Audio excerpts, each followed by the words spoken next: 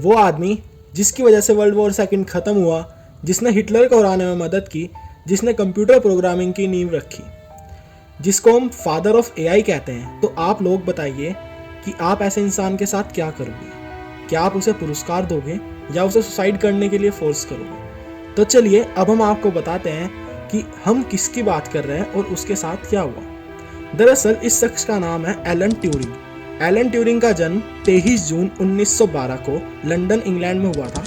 Elon के पिता civil servant थे और उनकी माताजी मद्रास रेलवे के चीफ इंजीनियर की बेटी थी। ये दोनों अपने बच्चों को पढ़ाना चाहते थे तो इंग्लैंड वापस आ गए।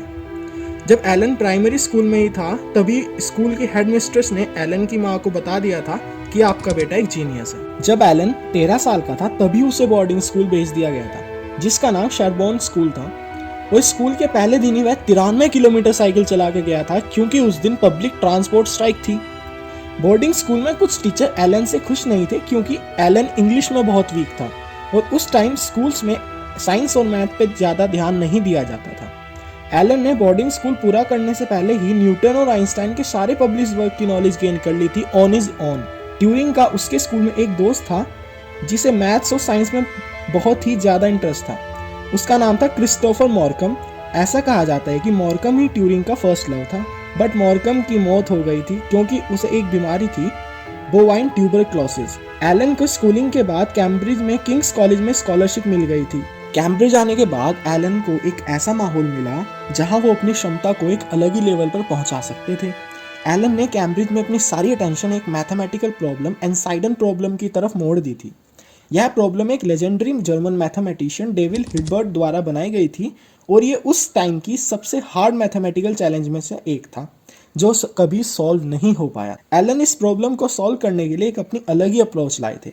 1936 जब एलन 23 साल के थे उन्होंने एक पेपर पब्लिश किया था ट्यूरिंग मशीन के ऊपर। दरअसल ट्यूरिंग मशीन एक मैथमेटिकल मॉडल था जो एक ऐसी मशीन को डिस्क्राइब करता था जो कि कोई भी क्वेश्चन और प्रॉब्लम को सॉल्व कर सकती थी। एलन ने बिना चाहते हुए भी उन्होंने एक मॉडर्न कंप्यूटर बना दिया था ट्यूरिंग मशीन के फॉर्म में जो कुछ भी सॉल्व कर सकता था और यही से जन्म हुआ कंप्यूटर प्रोग्रामिंग का। आफ्टर कैम्ब्रिज एलन ने प्रिंसटन यूनिवर्सिटी ज्वाइन कर ली थी जहां पर एलन ने एक बाइनरी मल्टीप्लायर पर काम किया जो कि बाइनरी नंबर्स की गुना कर सकती थी। उस टाइम एलन को ये अंदाज़ा नहीं था कि कैसे वह मशीन वर्ल्ड वॉर सेकंड में करोड़ों लोगों की जान बचाने में मदद करेगी। प्रिंसटन के बाद एलन ब्लेचली में government code and cipher school UK code breaker के लिए काम करने लगे।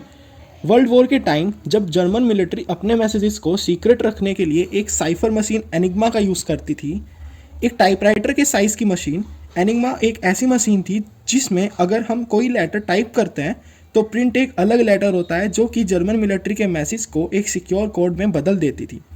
Enigma machine can have over 150 million possible daily settings.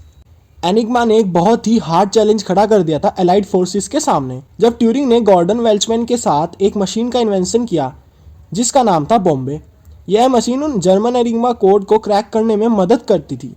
उस समय पे बेल्चली पार्क एक कोड ब्रेकिंग फैक्ट्री बन चुका था जहां 200 बॉम्बे मशीन्स मैसेजेस को क्रैक करने के लिए काम कर रही थी। 1943 के पास ट्यूरिंग की machine 84,000 message per month crack कर रही थी। अगर ट्यूरिंग एनिग्मा कोड क्रैक नहीं करता तो वर्ल्ड वॉर 2 साल और चलता और लाखों लोगों की जान चली जाती।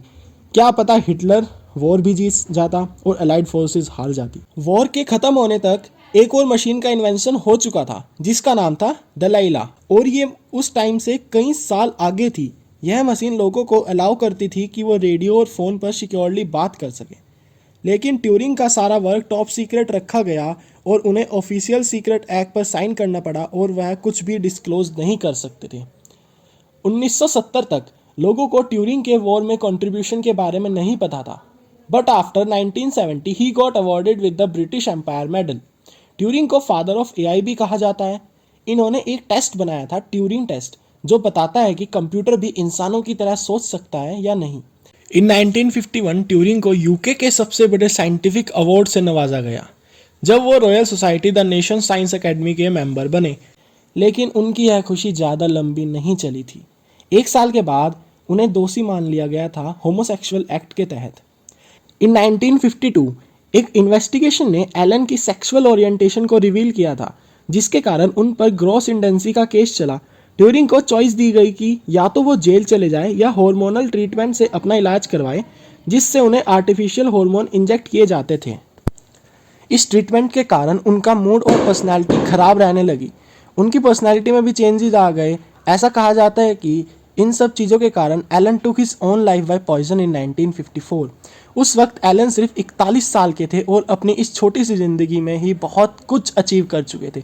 एलन ने ही first generation of computer scientist को इंस्पायर किया और डिजिटल इरा की नींव रखी, जो हम सब अब इंजॉय करते हैं। तो ये थी एक महान साइंटिस्ट, इंजीनियर और मैथमेटिशियन की कहानी। तो आप हमें कमेंट करके ज़रूर बताएं कि कैसी लगी आपको ये वीडियो और जो कुछ एलन के साथ हुआ क्या वो सही था या गलत।